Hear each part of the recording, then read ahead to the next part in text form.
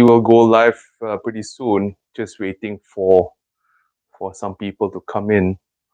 Today's live is going to be a bit special. I am also getting guys who are on TikTok. So as you guys know, I'm actually on 2 platforms right now. Just let me fix the live for the other platform right now. Just give me a second.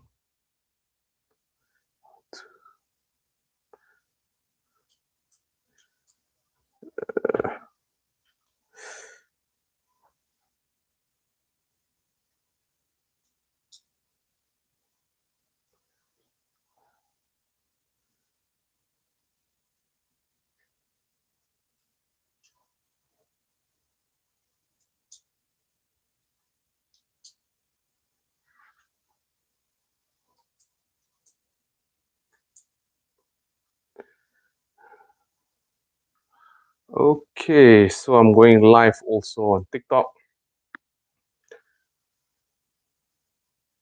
Cool, guys. So this is the first time I'm going live on both my YouTube and also TikTok.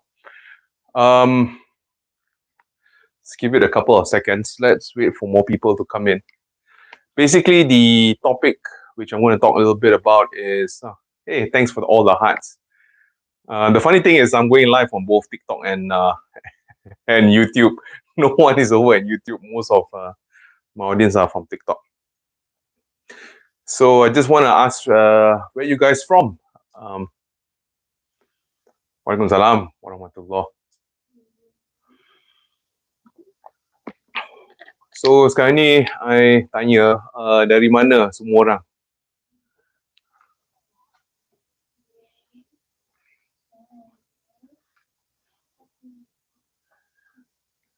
Okay. Dari Kuantan. Okay. Saya dari Selangor lah. Dah buat shopping untuk raya tak?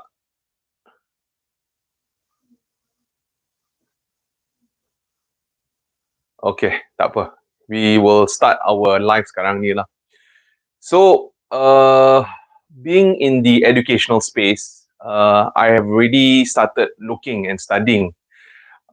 So there was this study done by the AKPK, di mana AKPK ni adalah Waalaikumsalam. So AKPK adalah jabatan yang they will cover or they will look at how people are keeping money dekat Malaysia. So there was this study dekat Malaysia di mana as many as 70% of Malaysians ada savings sebanyak 1 bulan sahaja. So so what this basically means, kalau siapa-siapa lah have a layoff or kalau bulan ni ada kerja, bulan depan dah tak ada kerja, that person ada 1 bulan sahaja untuk survive. So with that, lagipun right now we can see that sekarang ni with a lot of bazaars out there and there's a lot of people macam, you know, this is the first time dah lama kita terkurung kan, atau we've been staying in our houses. So ramai juga yang nak keluar pergi bazar, nak pergi beli makan, beli kain. Thanks for the hype, guys. Thank you so much, Rosie. Waalaikumsalam. So sekarang ni ramai yang nak keluar, nak beli makan, nak pergi bazar kan. Memang seronok. Selepas 2 tahun kita dalam terkurung kan. So sekarang ni pun I kalau nak pergi buka puasa pun, I selalu call restoran, selalu tanya, ada tempat tak? So there's some places. Cuba bayangkan, there's this one hotel. I call up this hotel untuk seorang sahaja. Dia punya cost per person cecah RM250 tau. I pun macam terkejut lah. I said, $250 mahal sangat kan. But what it is like, kalau is a family of 4, it comes to about RM1,000. And even with that price, there are still people going. Sampai tak ada they are fully booked for the rest of the month. So that's the amazing thing which I see kan. So lepas ramai yang terkurung kan, all of a sudden when the government dah buka semua kan, so masing-masing lah pergi dekat bazar, pergi dekat hotel, pergi makan tempat-tempat mewah, pergi restoran, semua dah keluar, start keluar. So the question is right now, right? Do we have enough money? Do we have enough money? And also the next thing is, how do we budget during this Ramadan month? So basically, if you see any books on budgeting, you will see there's this ratio 50, 30, 20, right? So every time when we get our salary, 50% of our salary should be spent on essential stuff, okay? Atau 50% daripada pendapatan kita sepatutnya diallocate untuk everything which is important, okay? So di sini adalah sewa rumah, minyak kereta dengan bahan runcit. That's 50%. So andaikan kalau gaji kita sebanyak maybe RM2,000 kan. So 50% of RM2,000, okay. Oh, ini pasal budgeting. Welcome. Selamat datang. So sekarang ni kita cakap tentang budgeting. So sekarang ni bulan puasa kan. And lepas government dah buat lockdown, tiba-tiba dah buka dah tahun ni. Thank you. So tiba-tiba dah buka. So semua masing-masing dah boleh pergi merata-rata kan. So sekarang ni I baru cerita tentang ni restaurants dengan hotel. So one of the examples that I bagi tadi kan, there's this this hotel untuk seorang sahaja sebanyak RM250 kan. So I tanyalah, kalau mahal begitu, are they fully booked? I pun terkejut. They told me that their buffet fully booked for the whole month, even though it's RM250 seorang. So I pun macam terkejut lah. So selain daripada itu, kalau kita pergi merata-rata lah, restoran lah, ni lah, itulah, kita boleh nampak semua fully booked. Okay, selain daripada itu, kalau kita pergi dekat bazar kan, bazar makanan, bazar pakaian, semua dah start keluar dah. So sekarang ni I tengah buat this subject on budgeting. Okay, so kalau kita pergi ke internet, kita type bagaimana buat budgeting untuk gaji kita. So dia ada ratio 50, 30, 20. Di sini kalau kita andaikan gaji kita sebanyak RM2,000, okay, so 50% sepatutnya di-allocate untuk keperluan kita. So ini termasuk sewa, termasuk makanan, termasuk minyak kereta nak ulang-alik daripada office. Okay, that's the first thing. The second thing is 30%. So this is 50%. The next thing is 30%. What do we spend the 30% on, right? So this would be our wants atau kemahuan kita, right? So andaikan kita macam nak beli baju raya, itu adalah kemahuan. Kenapa kenapa baju raya adalah kemahuan bukan keperluan, okay? Basically for baju raya, kita dah ada baju raya. So kalau kita nak beli baru tu, it's actually a kemahuan lah, right? So actually by right, we can actually use last year's baju raya, tapi cuma not so fashionable lah. Kan? So that's the second thing, okay?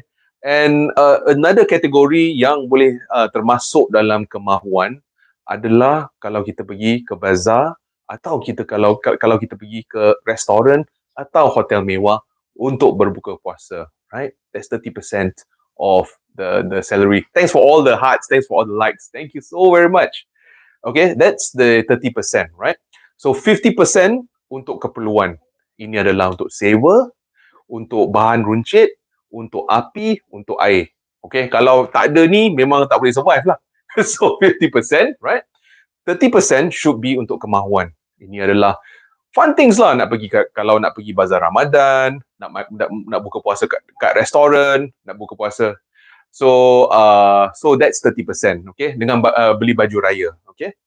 And the last 20% adalah untuk duit sedekah atau untuk investment, right? Di sini antara contoh-contoh yang saya boleh bagi kan untuk duit sedekah adalah duit untuk mak dengan ayah, especially ampau diorang masa hari raya, ampau untuk anak buah, kan? So all of this will be in the 20% bucket, right? So right now with some form of budgeting, right? Bila kita dapat, andaikan kita dapat duit EPF, right? At least we will know what to do with the duit EPF. So right now, I notice. So sekarang ni I dah kerja dalam bahagian keuangan atau finance untuk 20 tahun, right? And what I notice is kebanyakan orang yang dapat duit daripada EPF, sebaik dapat duit EPF, the first thing they'll do, beli telefon, beli handphone. The next thing they'll do is they'll give their money, beli motor untuk anak, and they will spend all of this money, right? And these are all kemahuan, right? And at the end of the day, after they have spent all the money, tengok tak ada duit, right? So if we actually have some form of budgeting, remember what I said, 20% for sedekah dengan investing. So at least you have 20% which are saved up so that you can actually use it for a future day. So kita tak belanjakan semua duit kita, kita kumpulkan at least 20% for us to actually save it up for a rainy day. So after we have really saved it, we invest that money. Once we save, we invest, that's where we can get returns from our investments, right? And as many of you guys know lah, right? When you buy assets, this will enable you to get passive income. And when you get passive income, this will multiply your income in the future months and years ahead. So remember, right now I know it's bulan puasa. I can see ramai yang keluar, ramai yang pergi bazar, ramai yang they are just going out there. And like I mentioned to you, ada setengah hotel, they will charge as much as 250 ringgit per person. Kalau a family of 4, that's 1,000 ringgit already. For me, it's insane. And that hotel, fully booked, right?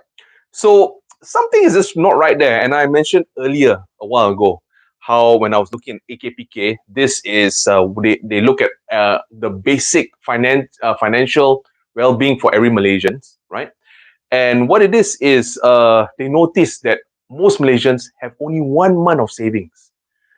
Abang ada Telegram untuk minta nasihat kewangan. Ya, itulah. I am going to set up a Telegram very, very soon. Nanti look around the links nanti. I nak set up a Telegram lah. So sekarang ni, I nak bagi some advice and I want to actually try to group as many people as possible. Nanti I letak Telegram. Dalam minggu ni ke minggu depan lah. Nanti I will set up a Telegram group. But yeah, so that's it in a nutshell. So most importantly, right? If you have a target, kalau you have a target, right? It's like writing an exam paper, right? When you have an outline, senang, right? You already know how to move. You already have a roadmap. Macam mana nak gerak, right? So once you already get the money, you know what to do with the money. And once you know what to do with the money, you have a plan. And once you have a plan, that's where you can succeed. And once you succeed in that particular plan, then that's how you build your wealth. Basically, what I'm trying to say is by budgeting, you will create a plan. And by planning, right, 20% of your income should always go to savings. And once you have at least 20% of your income going to savings and also investing, that will enable you to build your passive income. And once you build your passive income, right, and okay, if you read any financial book, they will tell you over and over and over and over and over again, one of the things rich people do is they invest. So it's simple. Dia macam ni lah. Okay, it's very simple. We only have 24 hours in a day, kan? We only can work 8 hours in a day, kan? So if you invest, right, every month, if you invest more and more and more, every month you'll get even more money, right? But your amount of time will always be 8 hours. And that's one of the reasons why certain people, you can see them work very hard. They don't really achieve that much of money because they don't really invest. And other people, because they invest, you can see that their passive income will start growing and growing and growing. So that's it. That's it in a nutshell on why budgeting is important. And that's one of the reasons why I came out here today. Sebab, very basically, I notice every time when we get money from EPF, right? And actually, there's this scary statistics I want to share with you guys, okay? Since I work in a financial institution for close to 20 years, there's this statistic that most people lepas dapat duit EPF, after 3 years, habis, gone. If you don't believe me, look at all the relatives out there yang dah retire lah. You can ask them lah. You know, a lot of them, even my aunties and uncles, I will not kid you guys lah, right? Because we were not educated we didn't have any financial education. Kalau kita tengok kat sekolah kan, zero financial education. I learned things like alam manusia, sejarah, I learned things like accounting, I learned things like mathematics, melukis, maths, tak apa dia orang ajar kan. But the whole thing of it all is after I graduated, what do I do with my money? You know, I don't know anything about investing, right? So that's lacking lah. And it really shows. Kalau you tengok every basic Malaysian, you'll notice amongst auntie, uncle semua kan, you notice that we don't make the best financial decision. And it's not anyone's fault. We weren't taught. So kalau kita tak dididik, memang the actions that we take is, you know, it's like that lah, kan? So that's one of the reasons why I actually came out here today. And that's one of the reasons why you can see lah, most of my content. It's all about like really basic, how to invest, how to budget. So basically, what I'm basically trying to say is have a plan for everything, right? If you want to, okay, there's this saying lah, if we do not have a plan, we plan to fail, right? So maknanya, thanks for all the roses. Thank you. Tai long time. Thank you so much. Tapi itulah, kalau if we start writing a paper and we don't have a plan for our final paper lah, assuming, right, for our thesis or for our study, right? If we got no plan, memang sure, you know, we'll take so much of time, and memang it's very difficult to finish that particular paper. But right now, I'm telling you guys, even with money, have a plan. Once you have a plan, your chances of success is so much higher. And this is what we want to do by budgeting. Okay, guys, I am open for questions if there's any questions. I'm looking at my YouTube right now. All right. Okay. Going once. Going twice. 3. All right, guys. So thank you so very much for coming for this live session. I really appreciate you guys coming. I know I'm not the best lah. Macam tiba-tiba I just do, kadang-kadang ada mood, kadang-kadang tak ada mood kan. So I also want to give myself, I guess, some practice before coming out more often and seeing you guys lah, right? Even me also. I'm very new in this, but you know, with anything, if you are consistent enough, that's where we succeed lah, right? So I guess I hope that you guys even take some semangat and iktibar from this lah, you know. You look at my channels, you know, it's all about that one video, another one video, and then eventually we can grow it to something big lah, right? So just like investing, you know, we start from zero, and then after that, eventually we just grow it more and more and more. Okay, so with that, I shall end the sessions. Thank you so very much for joining the sessions. Take care, guys.